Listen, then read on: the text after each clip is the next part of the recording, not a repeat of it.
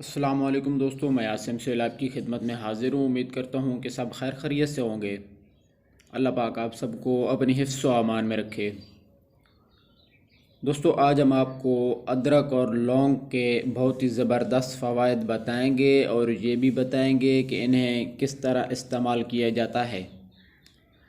لیکن اس سے پہلے اگر آپ ہمارے چینل پہ نئے ہیں تو ہمارے چینل کو سبسکرائب کر دیں تاکہ ہماری جو آنے والی ویڈیو کا نوٹیفیکیشن ہے وہ سب سے پہلے آپ تک پہنچتا رہے۔ اس کے علاوہ فیس بک پہ ہمارا پیج بنا ہوا ہے ڈاکٹر عاصم ہربل کے نام سے، اس سے بھی فالو کر لیں۔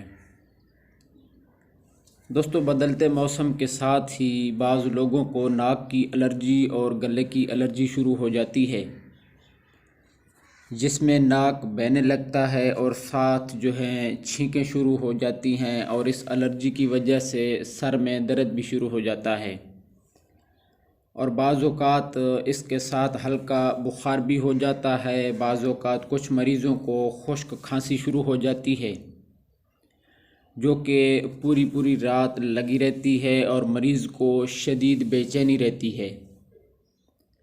تو اس کا آسان سا حل ہے، آپ اپنے گھر میں ہی کر سکتے ہیں۔ یہ چیزیں آپ کے اپنے گھر کے کچن میں ہی دستیاب ہیں۔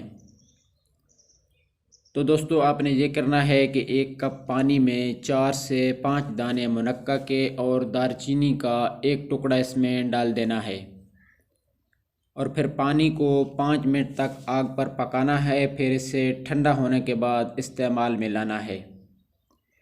اگر 10-12 سال کا بچہ ہے تو اس کے لیے آدھ کپ ہی کافی ہے، اور اگر بچے کی عمر 5-6 سال ہے تو آپ اسے 3 چمچ اس کے پلا سکتے ہیں، اور اگر بڑوں نے استعمال کرنا ہے تو پورا کپ جو ہے وہ پی لینا ہے۔ انشاءاللہ اس سے کھانسی کا آرام آ جائے گا۔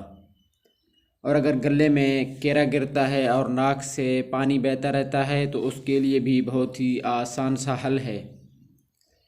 آپ 1 کپ پانی لے لیں اور اس میں 2 لونگ ڈالنے ہیں اور 1 چھوٹا سا ٹکڑا اس میں ادرک کا ڈال لیں، اور دار چینی کا 1 ٹکڑا ڈال لینا ہے، اور اس کو 4 سے 5 منٹ تک پکانا ہے، اور پھر اسے چھان کر اس میں شہد بھی ملا سکتے ہیں، اور اگر آپ شہد کے بغیر پینا چاہیں تو بھی پی سکتے ہیں۔ اس کا 1 کپ صبح اور 1 کپ شام کو آپ لے سکتے ہیں، تو اس سے انشاءاللہ آپ کا نزلہ ٹھیک ہو جائے گا۔ تو میرے دوستو، یہ ٹوٹکے نہیں ہیں، یہ علاج ہے جو آپ گھر میں ہی کر سکتے ہیں، اور یہ چیزیں انشاءاللہ فائدہ بھی دیتی ہیں۔ تو آج کے لیے بس اتنا ہی، دعاؤں میں یاد رکھیے گا۔ جزاک اللہ خیرہ۔